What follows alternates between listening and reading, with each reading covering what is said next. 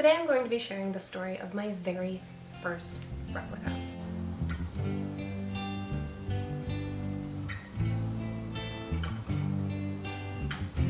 The first replica I actually got, I didn't purchase it like on purpose really. It came with some other things that I had purchased, and it is also the smallest replica that I own. When I was little, I was into reading.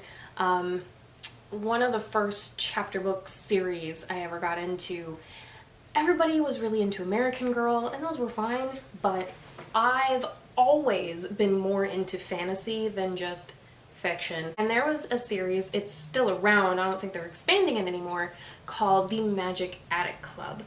This was a series of books, very similar to American Girl, but in the Magic Attic Club, there were these girls, it was a group of friends, and they would go to this lady's house, an older lady, and she kind of adopted them and took them in and was just a friend to them, but she possessed something magical, which was if you took a key and put it in the lock to her attic, it would transport you to wherever you needed to go. So if you had some sort of problem or issue you were trying to sort through and weren't sure how to, or a lot of times they just were trying to escape their problems and then they would go on an adventure instead, which inadvertently they would learn the lessons they needed to help deal with that issue, of course, because children's books always need a moral. And it was these adventures that the books would follow. So each book was a certain adventure. I absolutely loved this series, and I loved the fantastic element of all you needed was this magical key to go into this lady's special attic, and from there you would have some sort of adventure. And I loved the series. It was one of the few book series that I really sought out and would just gobble it up. There was another one that was also a fantasy series, but that's a story for another time. So, you may be asking, what the heck is this little replica? Why is it so small? What is it? Others of you are thinking, I think I know what it is, because I have said it a few times already. As you may have guessed, the replica is the key. So you needed this key to change the attic door from a regular door to a magical portal to wherever it was that you needed to go. So how did I get this if I didn't really buy it? Whenever you would buy a Magic Attic Girl, you would get a replica of the key included with the doll. So that was actually the first thing I worked for and saved up for. These dolls, just like the American Girl dolls, 18 inches, super expensive, especially, you know, to a kid. It was over $100, I think, just for the doll. And of course, you get the doll, you want to get some clothes and blah, blah, blah. Mind you, I don't even know if I was quite double digits yet at this time. I was pretty young. So, of course, way too young to get any kind of job. So my parents set up a simple task for me to do that did need to get done and just decided to pay me a little bit of money for it. And through that, I was able to save up for the doll. So we had these big, they've chopped them down now, but we used to have a row of pine trees on the side of our yard, and of course they would drop pine cones all over the yard, and you can't just leave them there because if you try to mow the lawn, it just chews up the blades of the mower. So they needed to be picked up. My task, should I choose to accept it, was to pick up the pine cones for a penny a piece. So very easy work. It just took a long time. So if you're doing the math, a penny a piece, and I needed well over $100. That's a lot of freaking pine cones. It was good. I felt like I was earning something. I wasn't doing anything very complicated. Like I said, it was basically just tedious more than anything. And we had one of those old clickers where every time you clicked it, it would count. So not only did I pick up the pine cones, I also had to count them. So you'd have your paper bag, because everywhere had paper bags, and you'd fill up the paper bag with the pine cones, and then you'd have another empty paper bag next to it, and you'd go 1 pine cone, click, 2 pine cone, click. Obviously much faster. Even young, I was much faster than that. But you still had to go from one bag to the other to make sure you counted them all. And that was how I saved up for my first big purchase I ever made on my own. Kind of on my own. I mean, let's be real. Let's be real.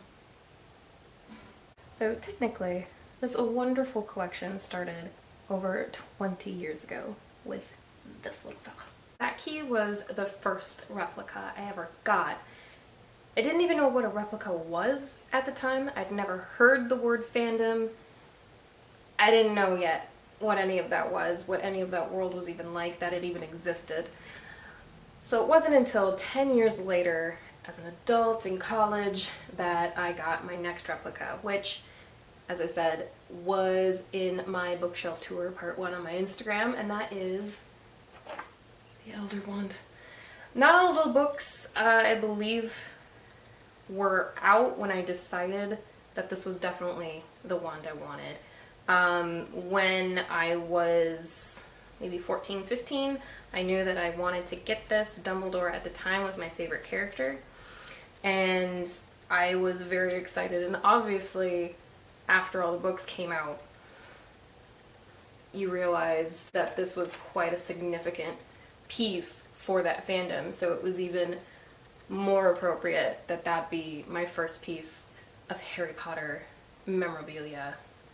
Well, my first Harry Potter replica, anyway, which it definitely was. And obviously very good. I still have the box. I keep it nice and safe. It's pretty dusty right now. After that, getting replicas is something that I do more frequently, more purposely. I now have a fuller appreciation for what they are. I just got the Colt from Supernatural. I did the unboxing of that. Got the Mirror of Arise. Very cool. This was actually at Target for like less than 30 bucks. So obviously I had to have it. Not gonna go through all the pieces right now, but it's been so nice to build up the collection. Obviously having this bookshelf, which I finally got assembled, it was a pain in the butt, but I got it done. Having this means that they can actually be somewhat displayed nicely. Of course, over the years, I don't just get replicas anymore. That's not something that I'm like, it has to be an exact replica of whatever. No. I realize the value of just something that looks fantastical. These goblets are something that I honestly got for everyday use. I just use these because why not? Makes me feel awesome. So yeah, I'm gonna drink out a goblet because I can. Having a golden quill, a wooden pipe. This is a cannonball. It comes in a round bottle, and I just messed with the lid to make it look a little aged. Honestly, all you're really looking at is the fact that it's a cool round bottle. Who cares where, who cares where it came from? It's just cool looking.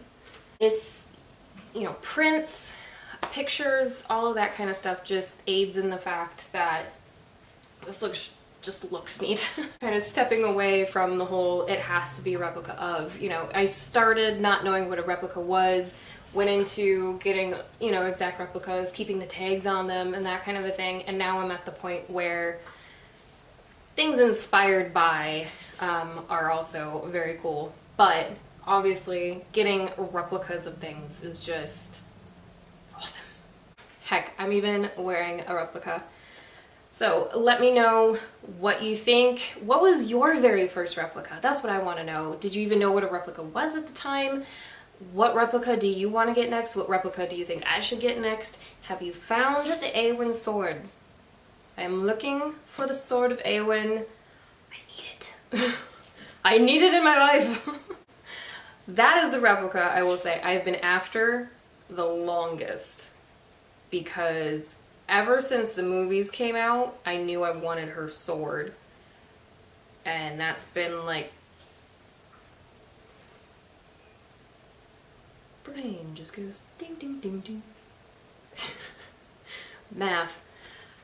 I write so I don't have to do math. No, but it's been well over 15 years since the last movie came out. I know that much. I think it's been almost 20 since the first movie came out, at least. So yeah, if you have a place where I can find that, they don't have it. I think it's American Cutlery, something like that. I haven't seen it on there anymore. I think they stopped making it. Obviously, she's not like one of the main characters, so her sword doesn't get a lot of love. But she is one of my favorite characters in the whole series, and I need it. I need it. I need it. Anyway, without going full psycho, just have my calming potion, if you will. Again, let me know what your first replica was, what is on your replica wish list. Of my replicas, what would you like to do maybe like a deep dive of, as far as the specifics of it, not just the construct of it, but the history behind it. I definitely want to do that like with the cult. But when I say deep dive, I mean like I don't just want to get deep in the history of it. I also want to get specific. I want to be able to say season this, episode this is when this happened, or we found out such and such. That's what I mean. So that's going to take some prep work and some research. But honestly, that's the kind of stuff that I love. Let me know in the comments down below if that's the kind of content that you love. Those comments, those likes, any subscribes are all wildly appreciated. And if you do like content like this and you don't want to miss future content like this, hit that bell so you don't miss any of that fun stuff that we're going to do together. Thank you for listening to my story about my very first replica, the key from the Magic Attic Club. And I hope to see you in the next video. Thank you so much for watching. Bye.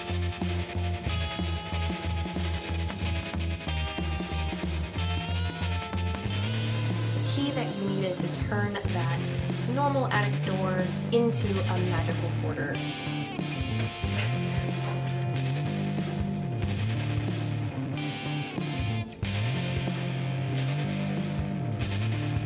Oh,